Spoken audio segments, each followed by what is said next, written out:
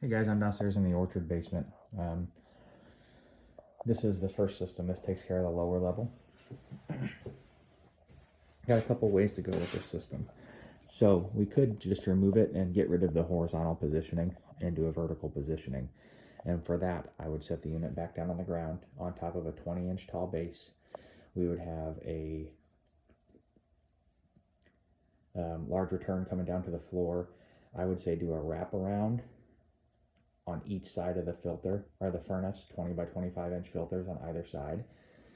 And then our return would get built back into, basically we'd have to build a box here, come down to the floor, wrap around this air handler. Air handler would sit right here in this location. And then this wall's kind of in the way, but you can see here that the ductwork comes in at a transition at an angle. Everything's kind of angled down, but we would just have to clear this boiler piping and build a box, a supply box for the ductwork, and we would angle that in a nice shaped plenum up into the existing ductwork that's over here on this side.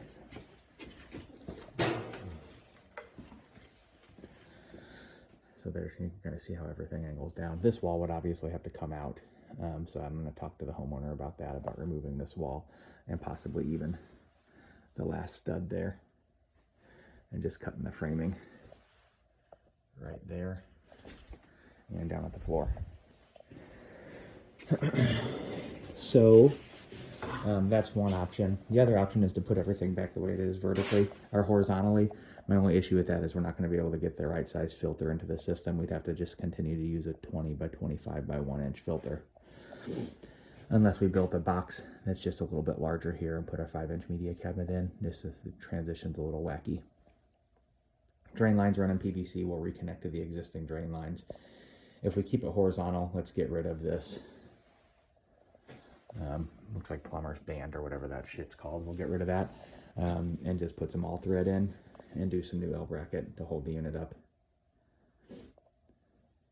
Electrical for the unit. It's all coming in on the back side of the unit here.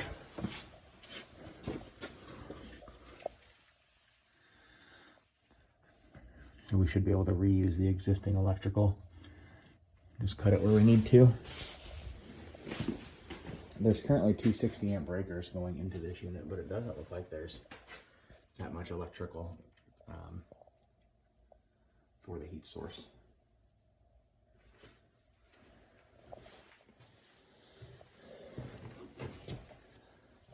There's no way 120 amps are coming in through that one junction box. So I'm not sure if this is cooling only or what. I'll take a peek outside. But yeah, a couple different ways to do it. So we can either build a new return with a big base, a 20-inch tall base that'll fit the air handler, and then do a wraparound on either side of the base, and then build a box up on top of that to go into the ductwork. I would just have all of that stuff called into the office and made, or made on the truck. I can get the measurement for the return drop on what that would be.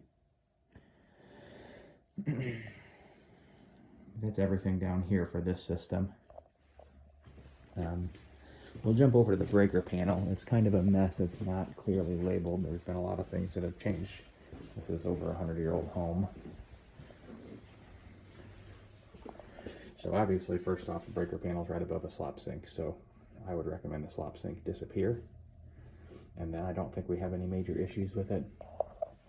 We can move the slop sink to a different location too. Right now it says AC rooftop unit. So there's two 40 amp breakers for that, which we're going to get to the rooftop units a little bit later. There are several other 2-pole breakers. I'm not sure which one's which though. Nothing's clearly marked here on the left hand side, other than the oven and the sub panel, which is right here. On this sub panel, we also have a spot that says third floor air unit. So those must be for the air handlers. So I'm imagining there's 10 kW of heat in that. But I don't know where the main floor air conditioner is or the main floor heat strips. You can see the refrigeration lines for that unit run here across the ceiling. They're sized properly. We'll flush and pressure test them. There's 2 systems down here in the basement, but we're only concerned with one of them.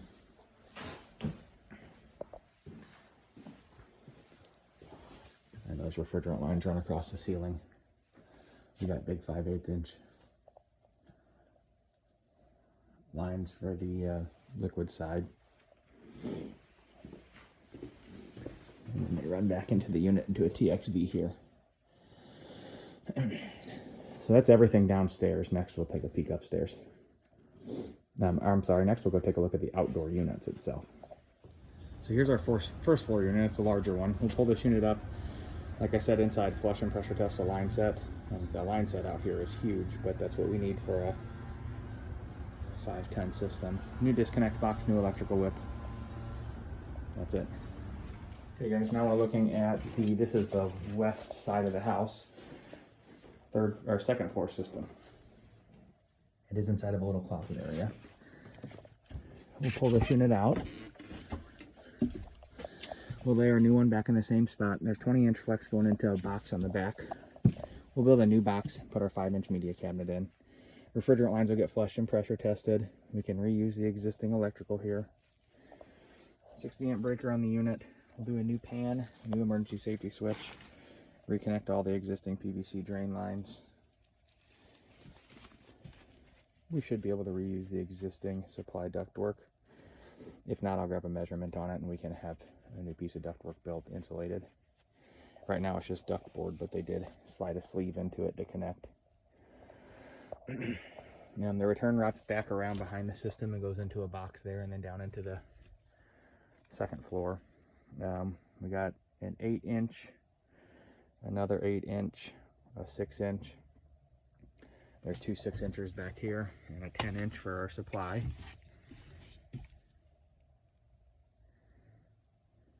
And electrical and stuff should be able to be reused. It's right there, runs across the ceiling and then goes down. There are some pieces of equipment up here that we're going to remove. So there's an old water heater there that we will pull out and carry down the stairs, as well as another old air handler. So we got 2 air handlers and a water heater that we need to pull out of here and remove. Let's just unhook all of these pieces of ductwork in order to do that.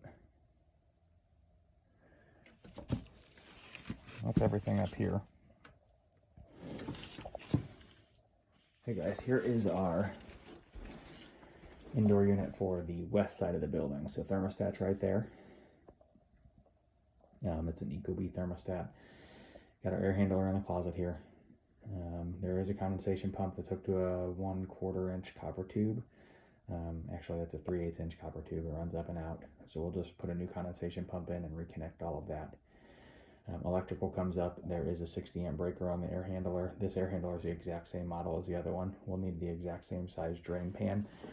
So they got a 30 by 50 by 2 in it right now, or 30 by 60 by 2. And again, it is ductboard. It is kind of a tight fit in here. We do have some room to go that direction. My only challenge is the filter changes. Trying to change a filter in this unit is going to be a nightmare, regardless of what we do. Unless we cut another hole in the corner of the wall over here. And I'm going to suggest that to him, but there's a lot of electrical that runs through the wall. So on this one, we're probably just going to have to do 1-inch filters, even like a flexible washable filter that slides into the bottom of the air handler is probably going to be the best. All right, now we're upstairs on the roof. So we'll set our new unit back down up here. Both of these units are identical. They're both heat pumps. Our new heat pumps are not going to be able to sit on top of this little alcove here.